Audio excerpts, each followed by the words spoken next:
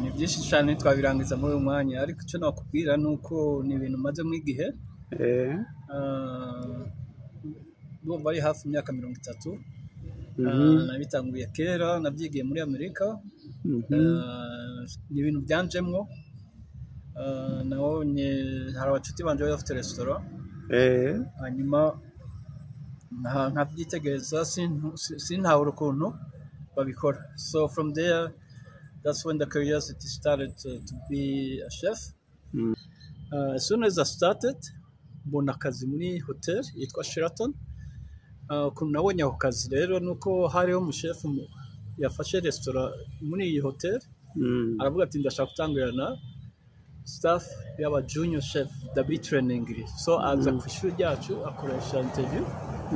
Out of 29 adufata turi batatu. Okay. So from there, and I also have to say that I had a very short interview.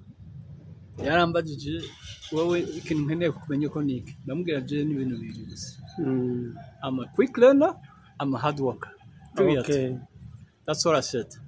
And he was very impressed because it was very short. Agubwanegeza mvuga ibindi bintu ndamubwira nivyo ntabindi. So from there, I turned out to be hired, and I learned a lot from him. Okay. Kindi navuga nuko from experience, so I started very low. Very low. Hari product vita calamari na seafood nivyo natanguye, arivyo ngoma kuhanagura ko portioninga kugira it took me like 3 months. Arivyo nkora gusa. Ukiri muri Amerika. Ngiri muri Amerika ariko niga ku ishuri. Naje akora mvuye ku ishuri. Nivyo nshaka kuvuga muri synthèse. Hariya buriya mu gikoni, it's about commitment. Kandi buriya uzabibona umaze kugera kure, when you have to hire chef or whatever, we hire more attitude kuruta knowledge. Yes. Kuko buriya iyo ubonye attitude y'umuntu, I will work with him or her, and develop them. Ariko kuruta uriya azavuga jenzi gukora ibi, ariko whatever attitude. Ikaze kuri Hospitality TV, tubashimiye kuba mudukurikira. Uyu munsi twagize amahirwe yo guhura n'umushefu wabigize umwuga, umwe mu bashefu bakomeye bazwi cyane muri iki gihugu. Chef Claude, tuguhaye ikaze kuri Hospitality TV. Murakoze cyane.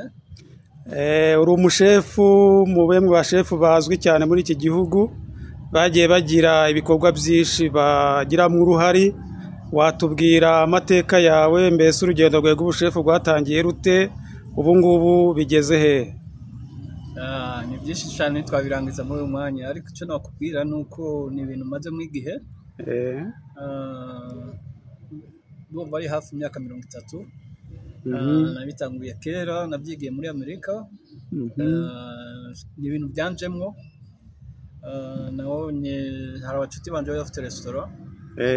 Hanyuma nkabyitegereza sintabura ukuntu babikora. So from there, that's when the curiosity started to be a chef. Gusa sinabona ukuntu nabigira ko bari ahantu nta mashuri ahari yo guteka cyangwa iki. Finally, ngira amahirwe later on ndaja muri Amerika. Ngeze muri Amerika ndiga ibindi bintu. But somehow I was attracted to culinary. Okay. And then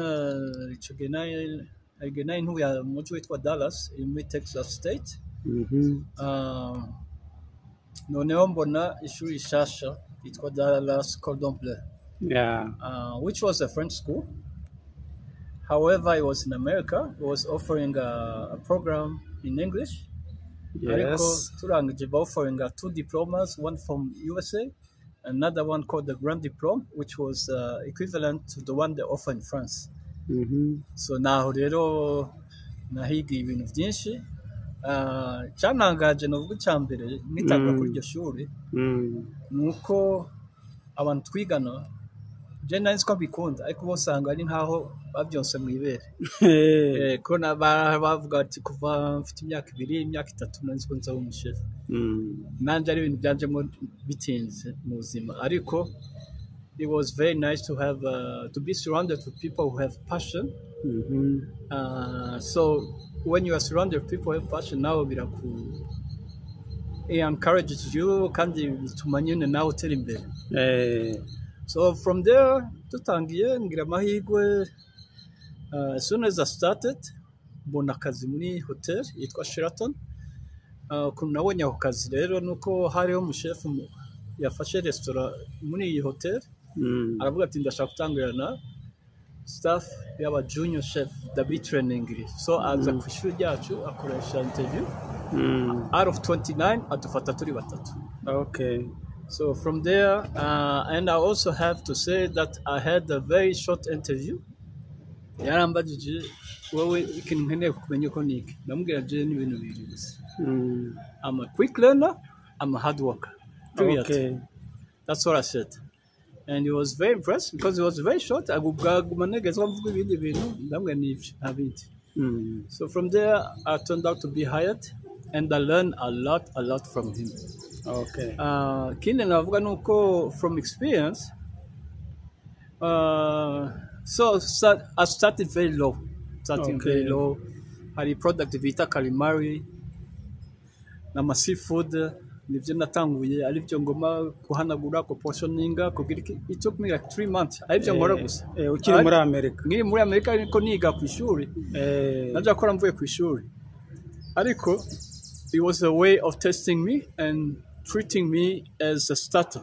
Okay. So naza mvuga akambaza mwiziki musi twize gukora amasoufflé twize gukora iki akambaza nkamubaza no musi nkora iki chef kendo cleaning yama fish yama.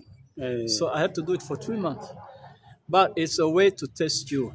It's a way to test you kubera ko nibyo nshaka kuvuga muri synthèse hariya buriya mu gikoni. It's about commitment. Kandi buriya uzabibona umaze kugera kure when you have to hire chef or whatever, we hire more attitude kuruta knowledge. Yes. Kuko buriya yubonye attitude y'umuntu, I will work with him or her, and develop them. Ariko kuruta uriya azavuga jenzi gukora ibi ariko whatever attitude, because when you have an executive chef, as you see big hotels, sometimes executive chefs, some of them get higher salary than the GM. Because hotels, they understand the big portion of revenue come from food. All the food and beverage, it's big, sometimes bigger part than the rooms. So when so they take that in consideration. So another thing is, don't forget that with chef, not only I'm not just saying salary, but it's a craft that has very important how can I say, respect in the world. We are considered as doctors. Some people say the way people trust doctors, that's the way people trust chefs. And when you, especially in the Western world, chefs are very respected. Where even in a restaurant, when the chef just come in the restaurant itself, pass by, people are very impressed and they want to know, you know, because they know chefs are creative, they want to know what he's doing with. So I can encourage a young chefs. This is a career with a lot of opportunities, and there's no end to it. There's no end to it.